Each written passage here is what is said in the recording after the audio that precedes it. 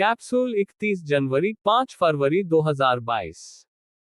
उपेक्षित उष्णकटिबंधीय रोग दिवस एनटीडी जिस दिन मनाया जाता है 30 जनवरी।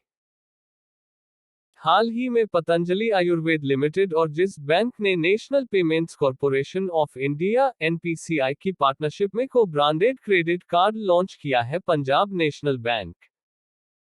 अमेरिका ने हाल ही में जिस देश को गैर नाटो सहयोगी देश का दर्जा देने की घोषणा की है कतर। अंतर्राष्ट्रीय मुद्रा कोष आईएमएफ ने जिस देश के 6 अरब डॉलर के रुके हुए कार्यक्रम की छठी समीक्षा को पूरा करने की मंजूरी दे दी है पाकिस्तान। विश्व कैंसर दिवस वर्ल्ड कैंसर डे जिस दिन मनाया जाता है 4 फरवरी। देश का पहला ग्राफीन नवाचार केंद्र ग्राफीन इनोवेशन सेंटर जिस राज्य में स्थापित होगा केरल। हाल ही में जिस देश ने ब्रह्मोस सुपरसोनिक क्रूज मिसाइल के तट आधारित एंटीशिप संस्करण की आपूर्ति हेतु ब्रह्मोस एरोस्पेस प्राइवेट लिमिटेड के साथ एक समझौते पर हस्ताक्षर किए हैं, फिलीपींस। हाल ही में भारत और जिस देश के बीच नई दिल्ली में संयुक्त राष्ट्र से संबंधित मुद्दों पर द्विपक्षीय परामर्श वार्ता आयोजित की गई। रूस England and Wales cricket board के जिस मैनेजिंग डायरेक्टर ने अपने पद से इस्तीफा दे दिया है, Ashley Giles. Justice Umar Ata Bandial ने जिस देश के राष्ट्रपति भवन में हुए एक कार्यक्रम में 28वें प्रधान न्यायाधीश के रूप में शपथ ग्रहण की। पाकिस्तान राष्ट्रीय इलेक्ट्रॉनिकी एवं सूचना प्रौद्योगिकी संस्थान नाइलिट के नए महानिदेशक के रूप में जिसे नियुक्त किया गया है डॉक्टर मदन मोहन त्रिपाठी। भारतीय रिजर्व बैंक आरबीआई के जिस पूर्व गवर्नर ने packaged food company Britannia industries limited में गैर कार्यकारी और स्वतंत्र निदेशक के पद से इस्तीफा दे दिया है, उर्जित पटेल। मराठी एवं हिंदी फिल्मों के जिस प्रसिद्ध अभिनेता का 93 वर्ष की उम्र में निधन हो गया है, रमेश देव। सरकार ने बजट सत्र 2021-22 में क्रिप्टोकरेंसी पर होने वाली आय पर जितने प्रतिशत टैक्स लगाने की घोषणा की है, 30%। जिस देश के ऑलराउंडर डेरिल मिशेल को अबुधाबी में इंग्लैंड के खिलाफ टी20 विश्व कप सेमीफाइनल में दिखाई खेल भावना के लिए आईसीसी स्पिरिट ऑफ क्रिकेट पुरस्कार दिया गया। न्यूजीलैंड जिस भारतीय स्टार को प्रतिष्ठित लॉरेंस विश्व खेल पुरस्कार में ब्रेकथ्रू पुरस्कार के लिए नामांकित किया गया है, नीरज चोपड़ा। रक्षा खुफिया एजेंसी डिफेंस इंटेलिजेंस एजेंसी के नए प्रमुख के रूप में जिसे नियुक्त किया गया है, लेफ्टिनेंट जनरल जीएवी रेड्डी। अंतर्राष्ट्रीय क्रिकेट परिषद आईसीसी ने जिम्बाब्वे के जिस पूर्व कप्तान पर सभी प्रकार के क्रिकेट से 3.5 साल के लिए प्रतिबंधित कर दिया है, Brendan Taylor. Adani Total Gas Limited ने देश भर में शहरी गैस ढांचे की स्थापना के लिए अगले 8 साल में जितने करोड़ रुपए का निवेश करने की घोषणा की है, 20,000 करोड़ रुपए।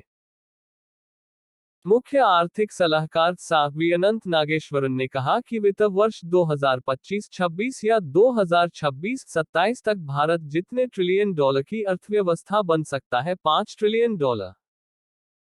भारत के जिस राज्य में देश का पहला जियोलॉजिकल पार्क बनाने की घोषणा की गई है, मध्य प्रदेश। रक्षा मंत्रालय ने दवाओं की होम डिलीवरी हेतु जिस योजना को शुरू किया है, सेहत योजना। आंध्र प्रदेश सरकार ने राज्य के सरकारी कर्मचारियों की सेवानिवृत्ति आयु 60 साल से बढ़ाकर जितने साल कर दी है, -62 साल। विश्व आर्द्रभूमि दिवस वर्ल्ड वेटलैंड्स डे जिस दिन मनाया जाता है, 2 फरवरी। वित्त मंत्री निर्मला सीतारमण ने बताया कि पीएम ई विद्या के 1 क्लास 1 टीवी चैनल कार्यक्रम को 12 से जितने टीवी चैनलों तक बढ़ाया जाएगा, 200। वित्त मंत्री निर्मला सीतारमण के अनुसार अगले 3 वर्षों के दौरान जितने पीएम गति शक्ति कार्गो टर्मिनल विकसित किए जाएंगे, 100। वित्त मंत्री निर्मला सीतारमण ने 1 फरवरी को घोषणा की कि ग्रामीण और शहरी क्षेत्रों में जितने घरों को लाभार्थियों के रूप में पहचाना जाएगा, 60,000। आर्थिक सर्वेक्षण 31 जनवरी 2022 को जारी किया गया, जिसमें इस साल जीडीपी वृद्धि दर का अनुमान जितने प्रतिशत रखा गया है, 9.2%।